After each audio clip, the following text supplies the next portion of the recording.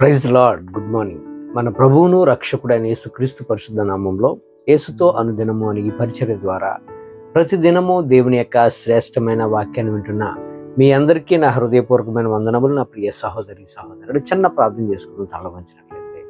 మహాగణుడ పరిశుద్ధుడైన మా తండ్రి, సకల ఆశీర్వాదములకు సమస్త దీవెనలకు కారణభూతుడా, ఈరోజు నీ వాక్యాన్ని మేము ధ్యానించుండగా నీవే మాతో మాట్లాడి మమ్మల్ని అందరినీ బలపరచమని, ఈ వాక్యం ఉంటున్న ప్రతి ఒక్కరిని పేరు పేరుని దీవించి ఆశీర్వదించి నీ శక్తి నీ బలముతో మీరే మమ్మల్ని అందరినీ దీవించమని యేసు నామములో ప్రార్థించి అడిగి వేడుకొనిచున్న మా పరమ తండ్రి, ఆమేన్.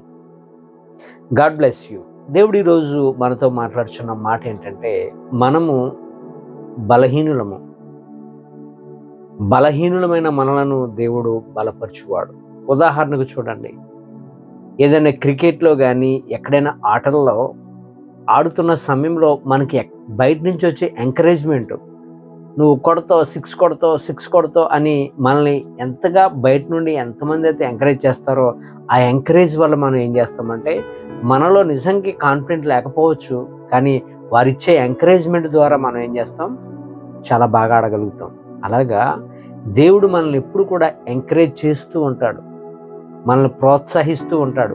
నువ్వు చేయగలవు, నువ్వు వెళ్ళగలవు, నువ్వు కొట్టగలవు, నువ్వు నిలబడగలవు, నీ వల్ల అవుతుంది, నువ్వు బలవంతుడువు అని దేవుడు మనల్ని బలపరుస్తూ ఉంటాడు. నా ప్రియ సహోదరి సహోదరుడా, అలాగే జరిగింది గిద్యోను యొక్క జీవితంలో. గిద్యోను చాలా భయంతో ఉన్నాడు యుద్ధానికి వెళ్ళడానికి, మిద్యానీయుల మీదకి యుద్ధానికి వెళ్ళడానికి. ఆ భయంలో దేవుని దూత ద్వారా దేవుడు మాట్లాడాడు. బలపరాక్రమ గల బలాఢ్యుడా అని ఎప్పుడైతే మాట్లాడాడో, ఆయన అప్పటి వరకు కూడా ఆ గిద్యోను బలం ఏంటో గిద్యోనికి తెలియదు. అంతగా భయపడుతున్న సమయము. ఆ టైంలో ఎందుకు భయపడుతున్నారు వీళ్ళు అంటే, క్లుప్తంగా మనం గిద్యోను యొక్క లైఫ్ను మనం ధ్యానిస్తే, గిద్యోను అనే మాటకు అర్థం ఏంటంటే విద్వాంసుకుడని అర్థం వస్తుంది. అలాగే కాదు, దీనికి మరొక పేరు కూడా ఉంది, యెరుబ్బయలు అని పేరు కూడా గిద్యోనుకు ఉంది. గిద్యోనుకి చాలా మంది భార్యలు ఉన్నారు, ఉపపత్నులు ఉన్నారు. వారికి పుట్టిన కుమారులు 70,000 మంది. అయితే గిద్యోను యొక్క తండ్రి యోవాషు. గిద్యోను మనసే గోత్రానికి చెందినవాడు.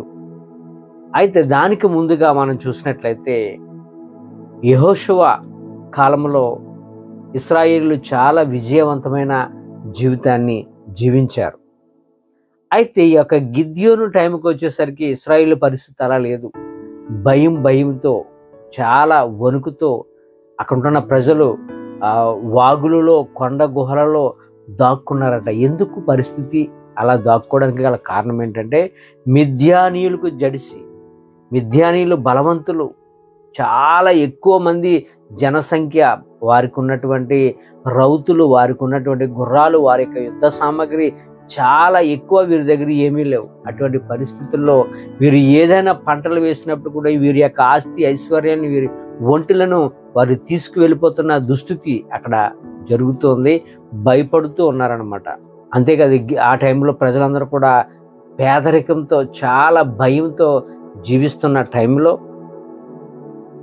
దానికి గల కారణం ఏంటంటే వీరి యొక్క స్వయంకృప అపరాధము. వీరంతటికి వీరుగా మరి దేవుడు నడిపించిన విధానాన్ని మర్చిపోయి, ఐగుప్తు నుంచి వారిని బయటికి తీసుకొచ్చిన తర్వాత మరి ఈ ప్రజలు వారి యొక్క స్వయంకృప అపరాధం వల్ల ఏం చేశారు, వీరి అంతటి వీరిగా బయలుదేవతలను ఆశ్రయించి బయలుదేవతలకు ఆరాధించటం ప్రారంభించారు. దేవునికి ఇష్టం లేనిది అది. దేవునికి ఇష్టం లేనిది రెండు. ఒకటి విగ్రహారాధన, రెండు వ్యభిచారం. అస్సలు సహించడు దేవుడు. అలాగే వీరు దానికి వ్యామోహులైపోయారు. దానికి ఎక్కువగా అదే పనులు చేయటం వల్ల దేవుడు వారిని సహించలేదు. ఇశ్రాయేలు దోషము ఎక్కువ అవటంతో ఏమైపోయిందంటే, దేవుని యొక్క కోపగ్ని రగులుకొని వీరిని మిద్యానీయులకు 7 ఏండ్లు అప్పగించాడట.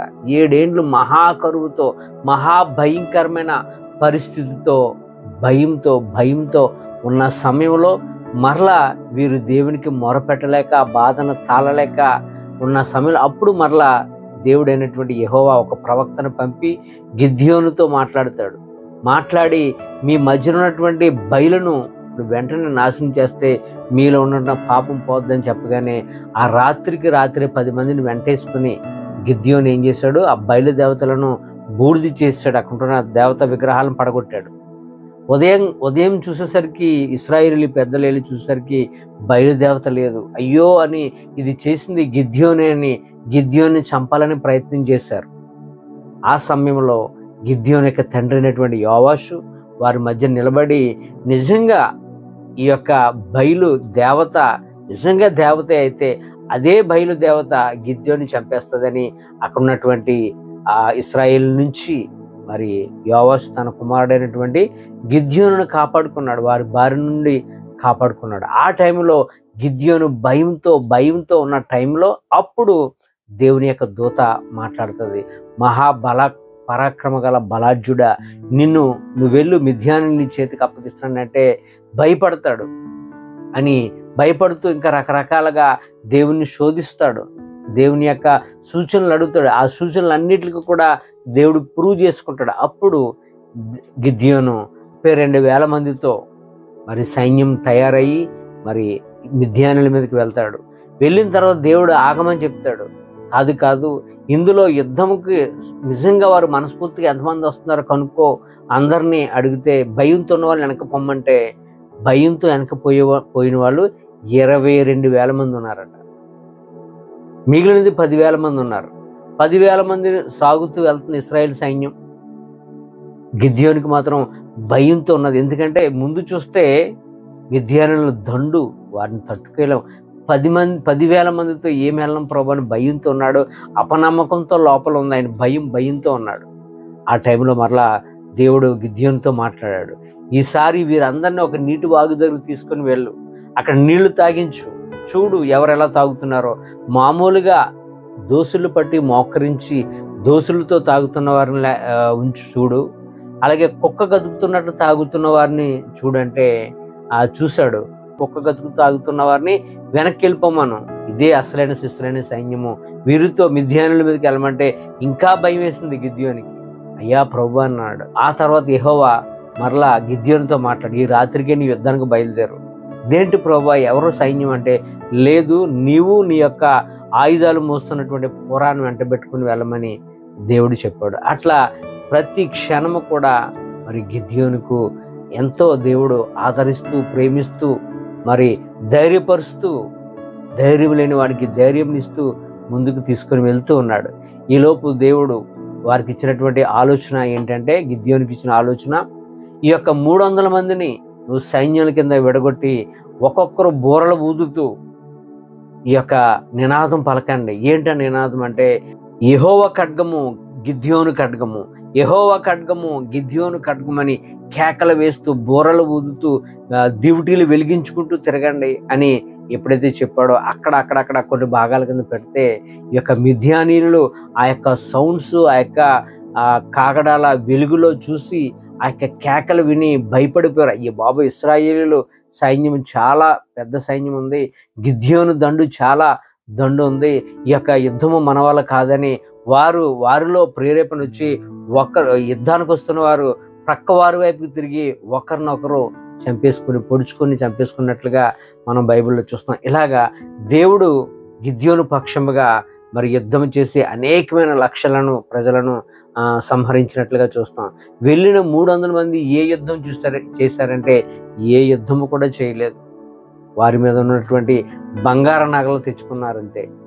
మరి ఇదంతటికీ గల కారణము దేవుడు గిద్యోనుని పరాక్రమ గల బలాఢ్యుడు అనడానికి గల కారణం ఏంటంటే, గిద్యోనులో 7 మంచి సుగుణాలను దేవుడు చూశాడు. ఆ 7 బట్టి గిద్యోనును దేవుడు వాడుకున్నట్లుగా మనం చూస్తాం. మొదటిగా గిద్యోను తన విశ్వాసాన్ని క్రియారూపంగా మార్చుకున్నాడు.